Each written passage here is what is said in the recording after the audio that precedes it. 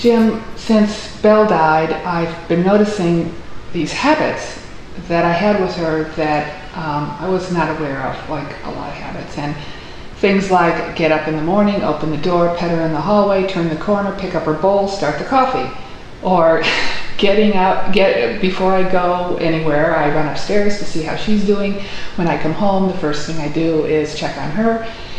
And it's like she was an attention point and a habit in my life that I was not aware of. So what that does is it makes me wonder, what other habits or patterns do I have in my life that I'm not even recognizing? You know? Well, this is what we all do. We all have these patterns and habits. We have these thoughts and we have these emotions, beliefs. So if you think about it in a constructive way, how does all that happen in the first place? So how do we get programmed into a certain set of flow? So you have an awareness, and then you create the awareness into a belief. This is a truth. And then you may have it observed once or twice more, which anchors the belief that this is the truth. And then based on that belief, you have a response. And the response is when X, then Y. And that begins to create that habit. But it was completely unconscious. Well, it's the mechanics of it. See, then the habit basically becomes a routine pattern. And routine patterns drop into unconsciousness. I just go to the refrigerator, open the door, and expect or respond in a certain way. So these patterns, these beliefs, habits, and then thoughts and emotions that support. And so you begin to have this habit, and it's a repetitive process. Mm-hmm. And it's an unconscious set of thoughts. I will do this, and it just keeps happening. So we've talked about this lots of times in Mastering Alchemy. You create this electromagnetic field of, you have a thought, and then you have an emotion, and then you begin to wrap the thought around the emotion. The same thing happens with patterns. You have a belief and a habit, and then you begin to have this unconscious set of thoughts that I open the door with my left hand and I push it to the right. Things that we do with that are that simple. So, but as you begin to start to notice things like somebody dies, you begin to have a clear interruption of the patterns. Yeah. And so that's what you're talking about. You see, that's where everybody is beginning to have these expectations. Remember back in December when I talked about the solstice and these three waves of light that were coming in. Right. And two of those waves were very reconstructive. And the third wave was very much a smoothing out. Mm-hmm. And so people are beginning to see more and more of their habits and their beliefs, and they're all being disturbed, if you could, with these two waves that are coming up. They are being pushed out of the habit. And I'm thinking that the habit isn't a bad thing. Me noticing this pattern with her isn't bad. There's probably habits and patterns that everyone have in their life that don't serve them. So asking, where are the other habits and patterns in my life that I'm unconscious of? I want to be conscious of them and not resist it, not judge it, be amused by it. Well, see, that's real important. That's really the key to the whole thing, because as these disruptive waves of light are moving through you, what you're finding is I expect X to happen because that's my habit. Mm-hmm. And all of a sudden X is not in the right place. Mm-hmm. And so if you take that internally, all of a sudden you have a lot of things that are all coming to the surface right now that are really accepted habits, beliefs, patterns, and thoughts and emotions that are repetitive. But with these waves of moving through us, with this transition that we're in, you're being disruptive. And so disruptive is not a bad or a good thing, it just is an interruption of what was. And so your point of making it an awareness and an amusement and not a problem.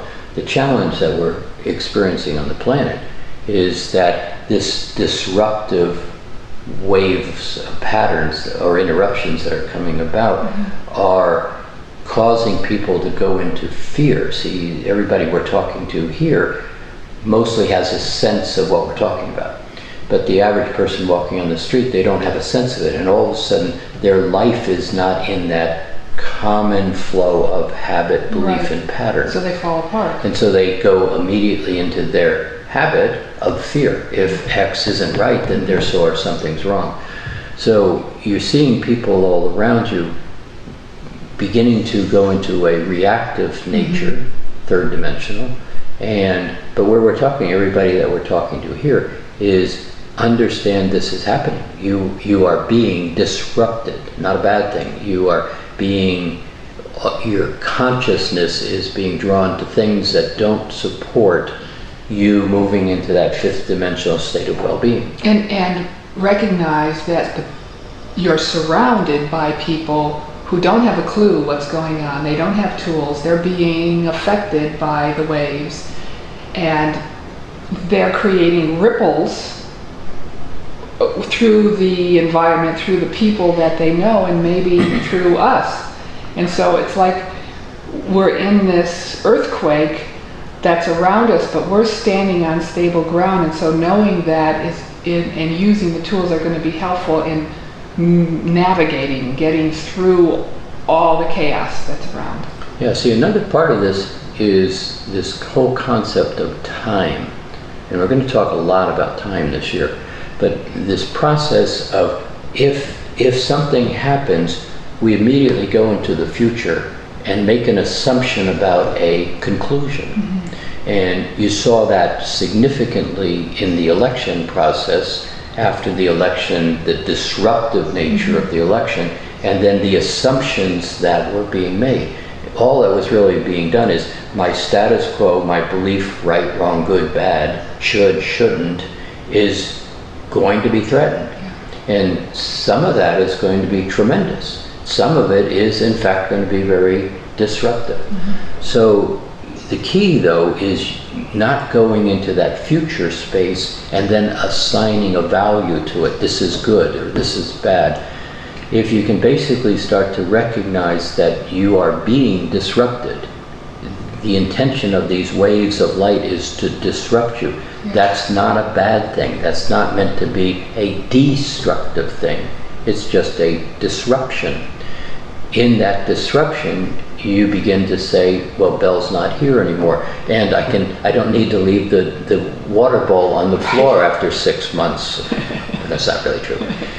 I can pick it up and I can move it. I can rearrange my habits and my beliefs. So this process that we're in is all about disruption.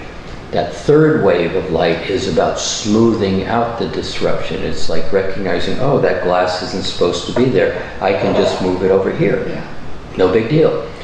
It's really that simple, but we add value to it, like, oh, my life is going to fall apart because the glass isn't in the right place. Literally, people do that.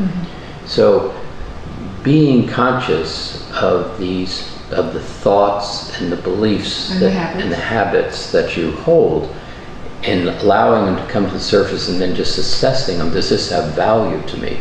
Does this really support me?